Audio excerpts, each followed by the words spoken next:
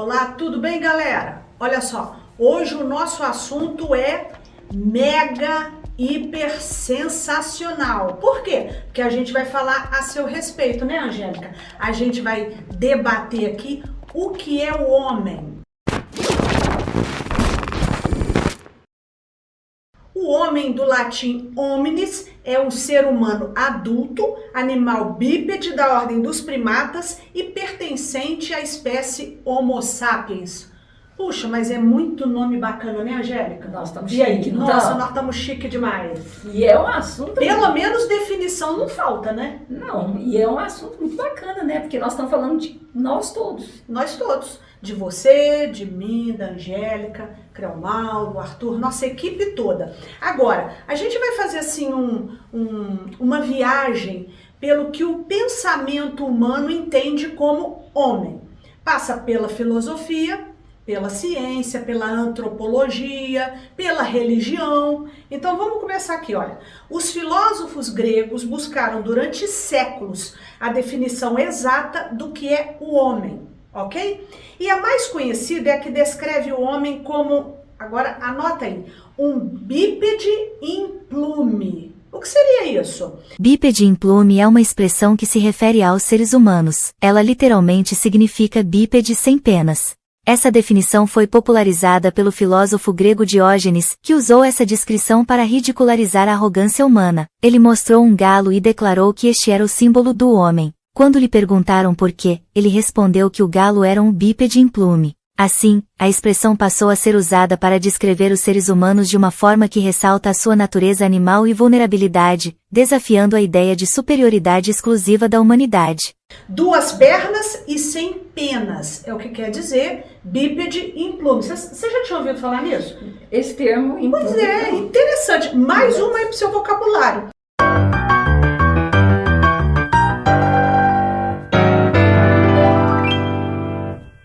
Aristóteles concebeu isso aí, ó, essa terminologia, quando afirmou que o homem é um animal racional. Agora, aí já entra um monte de problema, né? O que é um animal racional? Para você, o que é?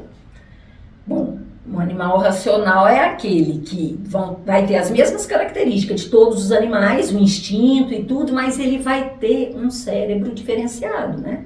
Será mesmo?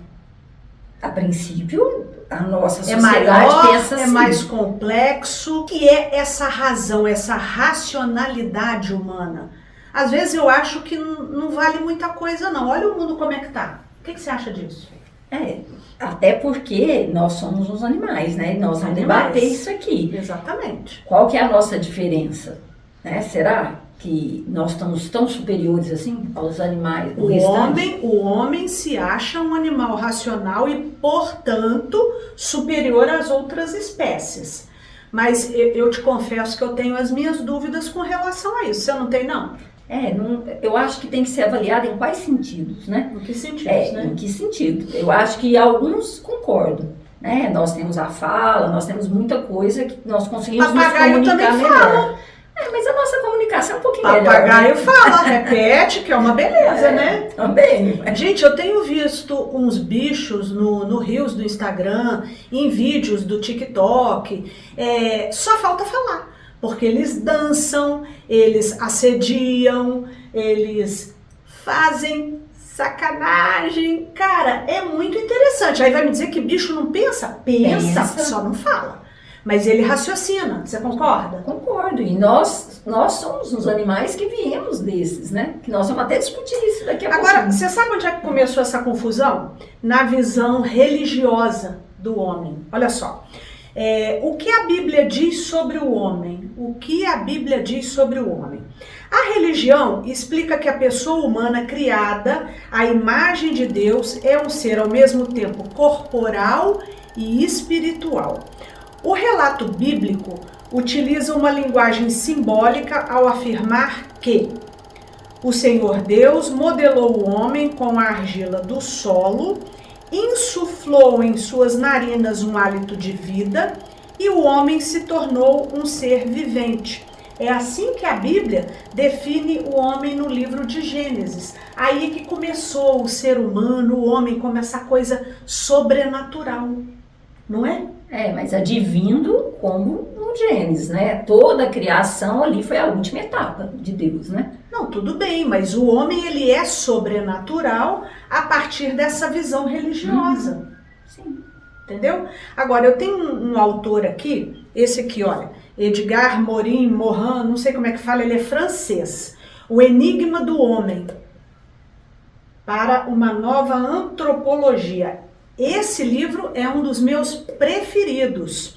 Ele é um antropólogo francês e ele defende a ideia de que não existe separação fundamental entre o homem e a natureza.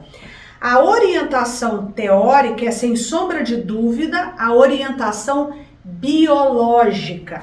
Ele afirma que a antropologia, presta atenção, a antropologia, a etnologia, a sociologia e a psicologia precisam encontrar uma confirmação biológica, se quiserem afirmar-se cientificamente. É o que eu estou te falando. O homem é um animal, como todo e qualquer outro animal.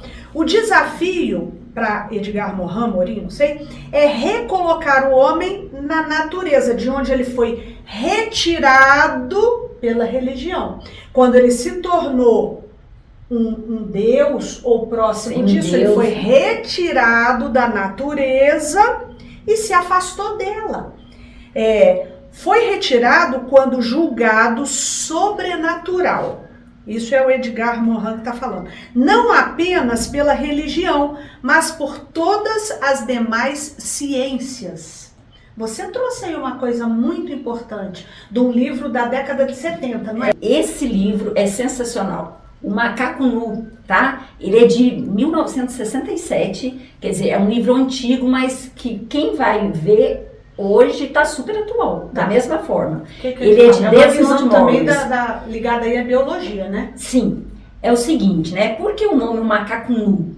No próprio livro, ele se refere, ele chama o macaco de um macaco pelado, que na realidade é quem? Somos nós. Sem pelo, homem, sem pelo. Né? Sem pelo. E por que sem pelo? Na realidade, uma frase marcante nesse livro, ele fala o seguinte, que o homem pelado, né, que ele chama, ele é de natureza primata, mas ele é carnívoro por opção. Olha que coisa interessante. Vamos comparar, ele faz essa comparação de o que é o primata e o que é o carnívoro. É muito legal, porque ele começa a prever o seguinte: nós somos descendentes dos primatas, dos macacos, sim, né? Vamos falar assim. Só que a gente é carnívoro também, então nós tivemos essa opção. Qual é a diferença dos dois? Se a gente comparar, os primatas, né? Eles têm o olfato, o nariz muito pequenininho, por quê? Porque não é o principal sentido deles, o olfato. É o quê? É a visão. Você sabe por quê? Porque eles comem frutas, né? Então, se eles se alimentam mais das frutas, ele precisa o quê? Enxergar melhor, diferenciar as cores do que, por exemplo, o carnívoro. O carnívoro já precisa muito do olfato, né? Então, aí, muitos têm aquele focinho Mas então puxado. O macaco nu é o quê? Eu não entendi. O macaco nu é o homem, que ele referencia como macaco pelado. É o Homo sapiens? Exatamente. Por quê? Porque ele, no livro, ele comenta o seguinte, então a gente veio dos primatas, certo? Depois dessa época, surge ali um macaco que ele chama de caçador. Porque aí ele começa a caçar e depois... Para se alimentar de carne. E depois, exatamente, vem do jeito que a gente é, o macaco nu. O autor desse livro, ele me parece que ele é zootecnista, não é sim, isso? Sim. Então, mas ele faz uma crítica, né? Justamente a esse afastamento do conceito de homem, da biologia e da natureza. Não é isso que ele faz nesse livro? Exatamente. Também? Eu achei muito interessante também. Porque ele fala o tempo todo que o problema da humanidade é não se ver como um animal, que nós somos um animal. Se vê como Deus, como semideus, Superman. E não como Avatar. A nossa real natureza, né? Natureza. Nessa parte é muito interessante que ele fala da imitação. tá? Que nós somos, na realidade, a imitação dos nossos pais, né? Igualzinho ao animal. Imitadores. E além disso, também... E é assim que, segundo Aristóteles, o homem aprende imitando. Imitando. Mas tem uma coisa, nós, talvez essa é uma diferença da nossa raça, é que além da imitação, também a gente consegue desenvolver a criatividade. Sim. Então ele coloca isso lá. Esse é um diferencial do macaco pelado, né? Que é o macaco nu, que é o homem. E aí, bem rapidamente, né, só para a gente desenvolver aqui, depois ele fala um pouquinho dessa exploração, depois do crescimento, né, a maturidade, ele vai trabalhar essa parte da exploração do homem, né, como que ele já fica na sua fase adulta. Ele fala muito da agressão também. Aí é muito interessante que ele compara a raiva animal da raiva humana, né? Então ele começa a falar, por exemplo, assim, o que acontece fisicamente, biologicamente e tem com o diferença? homem? Não, a gente vai ver que é o sangue que corre nas veias, que ferve, que a são cabeça os fica hormônios. quente. Exatamente, é muito interessante ele comparar isso. O que é o instinto, né? Sim, sim. Então, por mais que a gente quer ser racional, né? Onde é que está aí o homem racional se ele se submete? Aliás, ele não tem como evitar. Ele é submetido às emoções e ao efeito delas, né? Então, se o sangue ferveu, se a cabeça ficou quente, você perde a razão. Uhum. Então, a racionalidade aí, nesse momento, não vale de nada. Então, e é nesse momento que a gente tem que tentar entender, que é o que o autor quer trazer pra gente, é o seguinte: como é que, primeira coisa, a gente tem que tomar consciência que nós somos um animal. A partir do momento que você toma consciência, aí sim você pode trabalhar. Você tem consciência de ser um animal? Tem. Eu sou um bicho.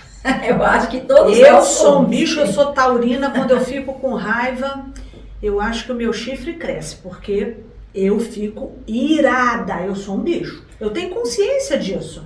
E aí? Então vamos dar um time aqui. Você tá gostando do vídeo? Então vai lá agora. Deixa o seu like, se inscreve no canal se você ainda não é inscrito e ativa o sininho das notificações. Porque toda semana tem vídeo novo no canal, cada um melhor que o outro, não é, Angélica? Deixa eu ver se eu entendi. Esse livro, O Macaco Nu, ele quer comprovar que nós, seres humanos, homo sapiens, somos um macaco. Diferente, mas um macaco. É isso? Isso, um É animal. isso, não é? Um animal. Isso, um animal. É porque, Rosane, tudo que a gente vai falar, ele tem que ter um princípio. Uhum. O princípio é o quê? É o nosso estado físico. Como que aconteceu, como que a gente apareceu, como que nós nascemos. Então, aí que vai trabalhar essa parte biológica, né? E no finalzinho, depois que ele fala de todas as características desse animal, ele vai falar sobre o comportamento deste animal, que é o homem pelado, em referente aos outros animais. Depois ele fala, olha só, do competidor, né? É o animal que compete, ele compete pela fêmea, né? Vamos falar do animal bicho lá, ele compete pela fêmea, ele compete pela comida, né? Para quem é que vai ter o poder ali naquele local. E o homem acontece igualzinho, a gente não compete, né? Depois do competidor tem o parasita, aí é aquele homem que só ele ganha. Então aí eu já vejo igual no... Ontem eu estava assistindo o episódio do Walking Dead, a derivada, a série derivada, né? E ele estava esclarecendo o que eram os As e o que eram os Bs. Então, os As, o Rick Grimes, né, estava falando, os As são os líderes e os Bs são os parasitas. Ou seja, é aquele que vive para ser cuidado. Aquele que não tem iniciativa. Então são dois tipos de gente no mundo. Só ele. O macaco A e o macaco B, simples assim. Simples assim. Né? Aí é verdade. E cada um tem uma característica. Eu achei muito interessante ele colocar isso aqui. Então, entre essas, ó, o competidor, o parasita, e tem mais um ainda. Mais um? Perseguidor. É aquele que ele vai perseguir somente a presa, ele vai perseguir. É como se fosse assim, se a gente fosse trazer para o lado humano, eu acho que é como se fosse aquele que quer o que o outro tem, né? Ele persegue, ele está atrás. Simplesmente a vida dele é em função do outro ser. Mas é o B. É o B, é o parasita. É o parasita também. Exatamente, não vejo 3, não vejo 2. Não, eu só falo assim, que o autor, ele define como essas eu interações. discordo dele um pouquinho. Eu acho que tem o A e o B. Acabou. A e B. Perseguidor, o competidor, o parasita. Eu acho que o parasita é o perseguidor. Né? E aí? Não, então, aí ele finaliza, o livro termina dessa forma, onde ele termina nas interações. O macaco pelado, ele interagindo com os outros animais, as raças, e entre eles próprios.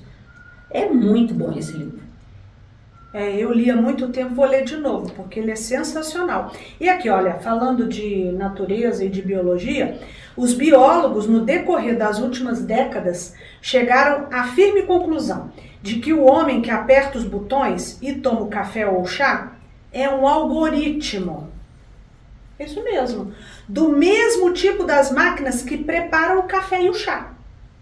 Não resta dúvida que é um algoritmo muito mais complexo do que a máquina, mas ainda assim é um algoritmo. Essa que para mim é uma teoria interessantíssima. Eu me sinto um algoritmo. Você também se sente um algoritmo? Olha só, humanos são algoritmos que produzem não copos de chá, e sim cópias deles mesmos. Cara, você que é engenheira, o que é um algoritmo, Angélica? Esse é o conceito mais importante em nosso mundo, diz quem investiga essas questões.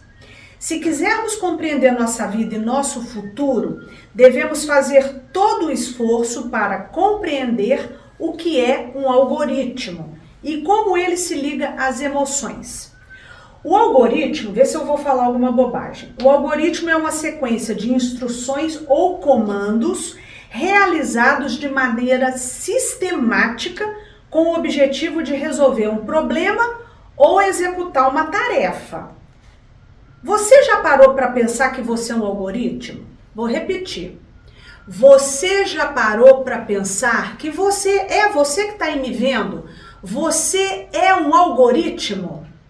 Tô te fazendo esse desafio. Deixa aí embaixo nos comentários. Não, eu não sou algoritmo, Rosane. Eu sou macaco nu. Ah, tá, mas eu sou um algoritmo. Eu me sinto, sinceramente, um algoritmo. Você se sente o quê?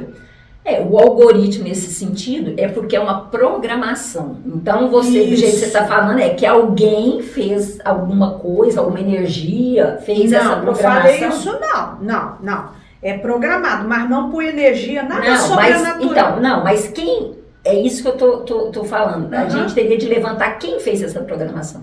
Porque um algoritmo ele é programado. A biologia. Ah, agora entendi. Você tá colocando. Os algoritmos que controlam as máquinas de fazer café funcionam mediante engrenagens mecânicas e circuitos elétricos. Entendeu? Agora, os algoritmos que controlam humanos funcionam mediante sensações, emoções e pensamentos. Voltamos para a biologia. Não tem ser sobrenatural. E o mesmo tipo de algoritmo controla os outros animais, como porcos, cães, gatos e até galinhas. É a biologia. Não concorda, não? A biologia, tô seguindo o seu raciocínio, vamos pensar junto. A biologia, você tá colocando que ela o segredo está na biologia. Ela é quem cria o algoritmo. Então, por exemplo, os hormônios, vamos falar o seguinte, os hormônios na biologia, né? A gente sabe, a mulher, né, em determinado período, ela tá com os hormônios mais aflorados. Menopausa. A gente sabe que tem reações diferenciadas. Exatamente. Né? A mesma coisa acontece com o homem e assim por diante. Então, na maneira que você está colocando. Eu vou falar aqui, ó. O autor de 2 livros importantes, Homo Deus e Sapiens, o professor, o nome dele é complicado, Yuval Noah Harari, defende uma ideia bastante interessante sobre o algoritmo. E ele é que coloca que é a biologia que está por trás? Mais ou menos. Você tem esse livro aí? Tenho, tá aqui, ó. Homo Deus. Indico também, viu? Já li 2 vezes. É sensacional. Homo Deus. Então, mais um aí que você deve comprar e ler. Considere o seguinte problema de sobrevivência.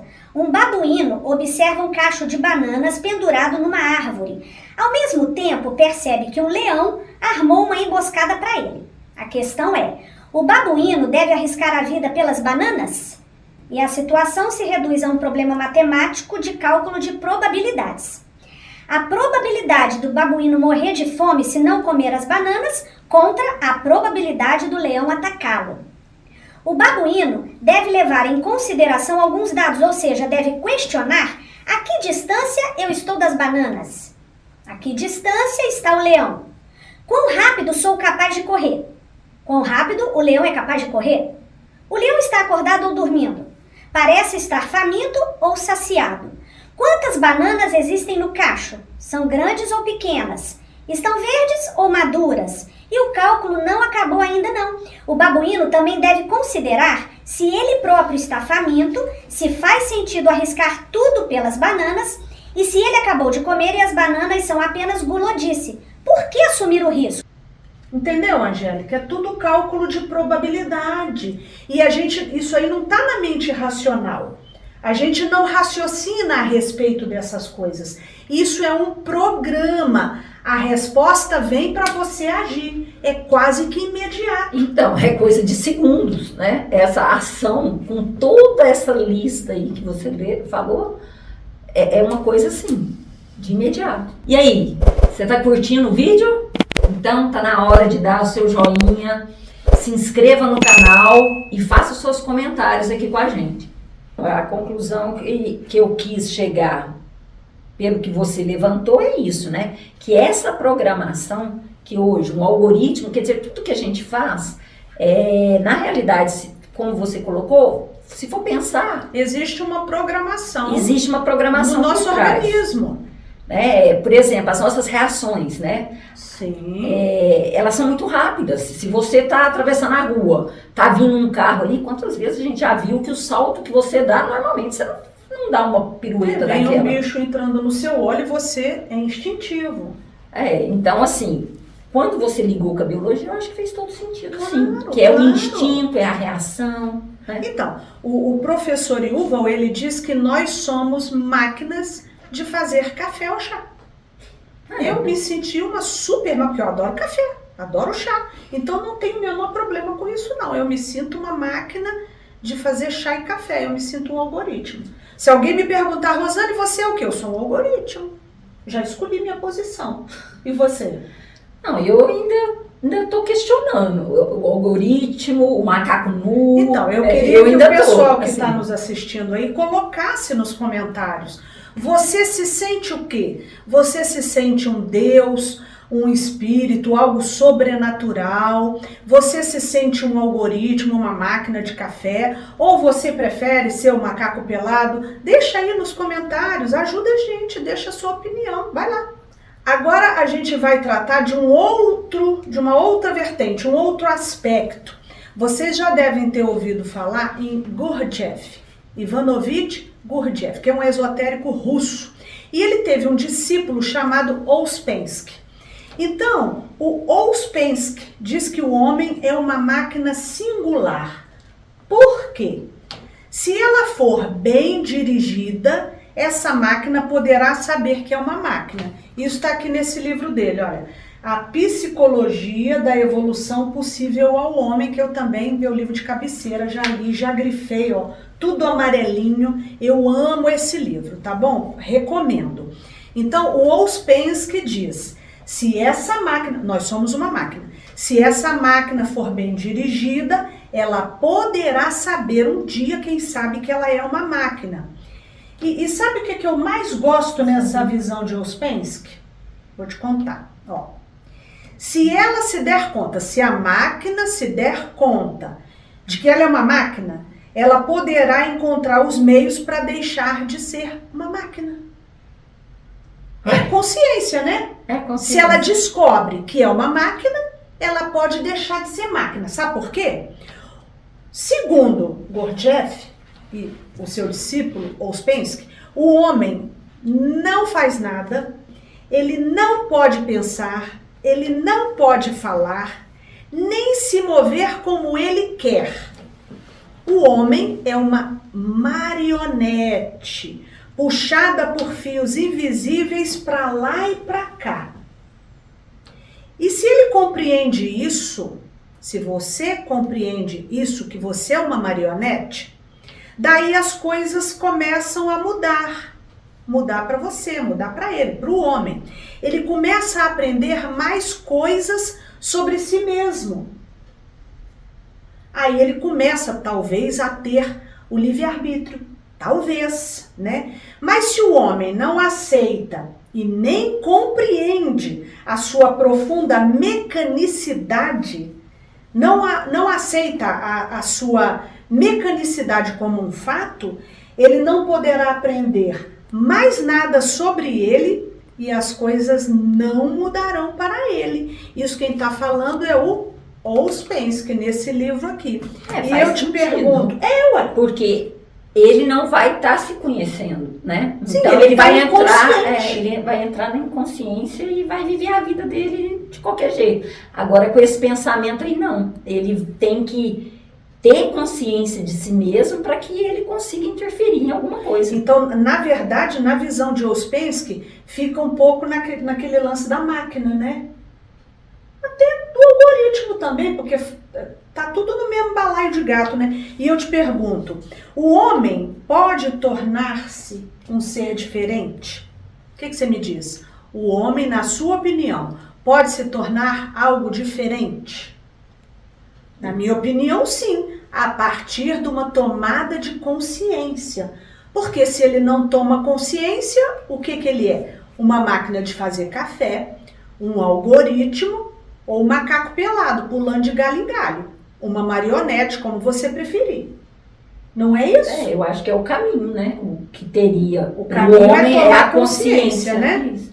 E para começar a tomar consciência, eu acho que começa por discutir o que nós estamos trazendo aqui. Exatamente. Começar a Por isso eu achei imaginar as esse assunto possibilidades. tão interessante. Sim, pensar nas possibilidades. Muito interessante, porque te faz pensar. Quando você escuta a gente aqui debatendo, quando eu te faço uma pergunta, isso aí é o método socrático. Quando eu pergunto por quê? O que você acha? Isso desperta as conexões na sua mente. Sim. Você começa a pensar e as coisas podem mudar para você. Porque você vai chegar a uma conclusão, mas espera aí. Então existem várias possibilidades, né? Qual é a que faz mais sentido para mim? Né? É pensar em forma biológica, é formar em forma de algoritmo, de máquina, né? Então, assim, o que eu sou, né? Exatamente. Sabe o que eu tenho percebido? Você faz um curso de inglês, durante 5 anos se forma, recebe diploma. E você, às vezes, não se torna fluente no inglês. Aí, outro colega seu muda para os Estados Unidos, em 6 meses, 1 ano, ele está fluente no inglês. Na minha opinião, sabe por que isso acontece? Porque você instrumentaliza a língua, o seu cérebro começa a criar conexões. Eu preciso me expressar, eu preciso falar isso, eu preciso... Necessidade. Rosane, não vamos longe não, isso aí que você então, falou. Se você não usa o cérebro, ele fica só de enfeite. Sim. Por quê? Não é só o cérebro não, todo mundo sabe que se você quebrou a perna, ficou 6 meses engessado, o que vai acontecer com o seu músculo? Vai atrofiar. Você não consegue andar, você vai ter que fazer fisioterapia para o músculo voltar. Então é isso, é usar para que ele desenvolva. O cérebro é a mesma coisa. A mesma coisa. Se você não exercitar, atrofia. Fica ligado, atrofia. Tem que usar, tem que raciocinar, tem que fazer conexões. Inclusive eles falam isso, né? As pessoas, por exemplo, vão ficando mais velhas, aquelas pessoas que usam o cérebro matematicamente, que estão trabalhando e tudo, eles são muito menos propícios a ter Alzheimer. Né? É porque usou. Exatamente, tem que usar. Tudo que não usa atrofia, viu, então gente? É isso que você está falando em relação à consciência. Se a gente passa a adquirir a consciência, aí nós estamos utilizando dessa consciência. Mas porque como adquirir consciência? Como despertar a consciência? Usando a mente, fazendo conexões. Pensando possibilidades. Exatamente. E quando você usa os questionamentos, você chega a esse propósito, você alcança esse objetivo mais rápido. Sim. E é por isso que o mundo louco, né, Por que que é louco? Porque são várias possibilidades, a gente não está travado numa solução única. Ah, é porque o engenheiro pensa só assim, o físico pensa de outro jeito, o matemático pensa de outro jeito. Ah, quem está certo? É o físico, o matemático, o engenheiro? É uma complexidade. É, E outra coisa, o nosso objetivo aqui no canal é fazer você pensar, é ajudar, a gente traz uma informação relevante, uma história interessante e a gente debate com você. Você pensa, a gente pensa e nós desenvolvemos a nossa consciência. Não é legal isso? Não é bacana? Gostou dessa ideia? Então segue a gente aí, vai lá. Olha só, veja que coisa mais interessante essa outra ideia. O DNA é algo como o disco rígido do seu computador. Olha só, hein? Espera-se que ele seja um meio estável para armazenar informações, embora possam ocorrer bugs e imprevistos. O RNA, por outro lado, mais parece um pendrive. Circula com a sua programação e é capaz de fazer as coisas acontecerem por conta própria. Eu achei isso aqui também uma loucura. Quem fala sobre isso é Francis Collins. Francis Collins, o autor desse livro aqui, ó. Ele é foi diretor do projeto Genoma, no seu livro A Linguagem de Deus, que também é best-seller. Indico, leia. Então, você vê que o homem vai investigando a respeito da sua própria natureza e com a tecnologia, com o avanço científico, as coisas vão se tornando mais claras. O algoritmo, então?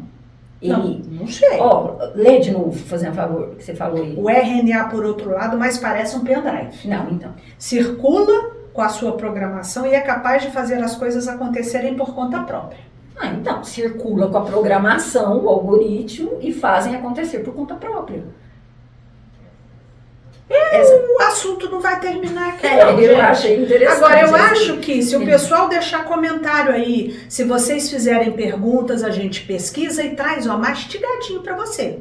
Tá legal? Angélica, vamos encerrar por hoje, né? Vamos. Quer falar mais alguma coisa? Não, eu só ia falar o seguinte, pra gente amarrar isso aqui. Lembra disso que a gente comentou hoje.